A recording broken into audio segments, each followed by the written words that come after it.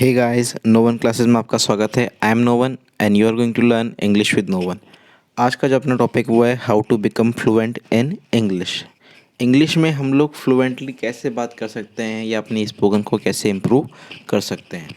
ठीक है फ्रेंड्स, तो ज़्यादातर बच्चों की जो प्रॉब्लम होती है ना फ्रेंड्स, वो ये है कि वो इंग्लिश ग्रामर तो जानते हैं मगर जब स्पोकन की बारी आती है तो वो लोग डरने लग जाते हैं, उनसे उनमें हेजिटेशन होती है, वो बोल नहीं पाते हैं। तो ऐसी क्या प्रॉब्लम है कि इंग्लिश ग्रामर आने के बावजूद भी आपको इंग्लिश बोलने से डर लगता है या हेजिटेशन होती है। ठीक है फ्रेंड्स, तो आज हम इसी टॉपिक के बारे में डिस्कस करेंगे कि ऐसी क्या समस्या है जिससे कि आप अपनी स्पोकन ढंग से नहीं कर पाते इंग्लिश ग्रामर जानने के बावजूद भी। ठीक है, तो इंग्लिश एक लैंग्वेज है फ्रेंड्स। इंग्लिश एक लैंग्वेज है और लैंग्वेज पढ़ने का और पढ़ाने का अपना ही एक तरीका है। ठीक है, इंग्लिश एक लैंग्वेज है और इंग्लिश लैंग्वेज को पढ़ने का और पढ़ाने का एक अपना ही तरीका है। उसी को आपको फॉलो करना पड़ेगा, एक सिस्टमेटिक तरीके से ही आपको पढ़ना पड़ेगा फ्रेंड्स। ठीक है, एक फॉर्मूला बता रहा हूँ मैं आपको, वो इंग्लिश पढ़ने के लिए और पढ़ाने के लिए दोनों के लिए इम्पॉर्टेंट है। अगर आप एज अ टीचर भी काम कर रहे हो तो आपको भी उस फॉर्मूले को का पता होना चाहिए, आपको भी पता होना चाहिए कि उस फॉर्मूले को कैसे यूज़ करना है। वो फॉर्मूला क्या है फ्रेंड्स? LSRW। LSRW। ठीक है, L का मतलब होता है लिसनिंग, S का मतलब होता है स्पीकिंग, R का मतलब होता है रीडिंग और W का मतलब होता है राइटिंग। ठीक है, मैक्सिमम क्या होता है ना फ्रेंड्स, स्कूलों में इन दो चीज़ों पर वर्क किया जाता है, रीडिंग और राइटिंग। ठीक है, बच्चे को कभी भी ना तो लिसनिंग की अपॉर्चुनिटी मिलती है और ना ही स्पोकन की अपॉर्चुनिटी मिलती है। ठीक है, हमारी गवर्नमेंट स्कूल्स में या फिर जितने भी स्कूल्स होती हैं प्राइवेट में भी, वो ज़्यादातर जो टीचर्स होते हैं ना फ्रेंड्स, वो रीडिंग और राइटिंग पर ही कॉन्सेंट्रेट करते हैं। ठीक है, और बच्चों को लिसनिंग की और स्पोकन की अपॉर्चुनिटी मिल ही नहीं पाती। ठीक है, इसलिए बच्चा 12th तक आते आते अच्छी तरह से ग्रामर जानने के बावजूद भी बोल नहीं पाता बेचारा।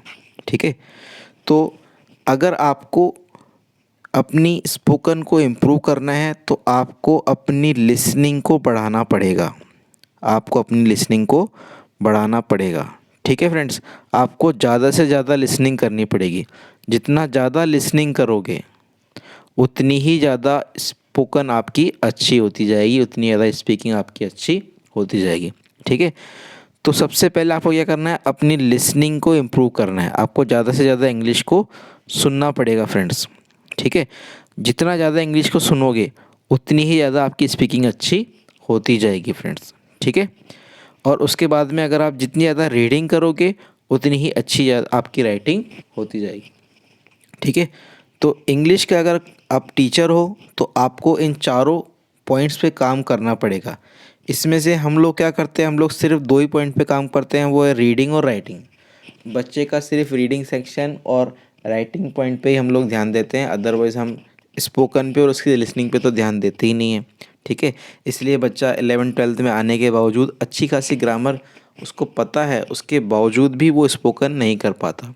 तो उसकी प्रॉब्लम क्या है फ्रेंड्स, क्यों नहीं कर पाता है वो? क्योंकि उसको लिसनिंग की अपॉर्चुनिटी मिली नहीं है क्लास में, स्पीकिंग की अपॉर्चुनिटी उसको क्लास में मिली नहीं है।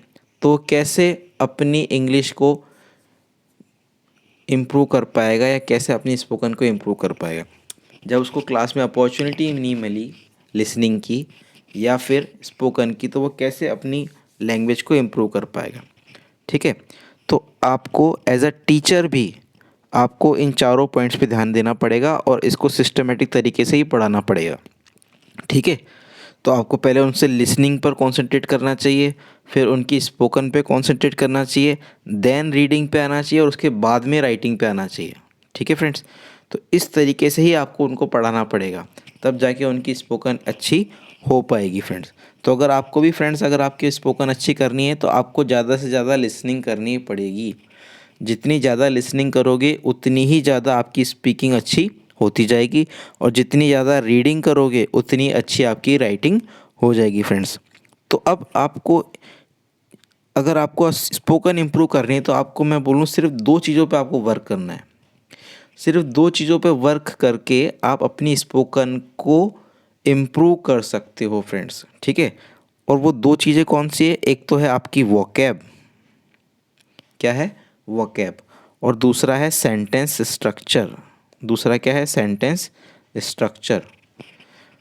स्पोकन इम्प्रूव करने के लिए क्या करना है आपको, ज़्यादा से ज़्यादा लिसनिंग करनी है, ठीक है। ज़्यादा से ज़्यादा लिसनिंग करनी, जितनी ज़्यादा लिसनिंग करोगे उतनी ज़्यादा स्पोकन अच्छी हो जाएगी आपकी।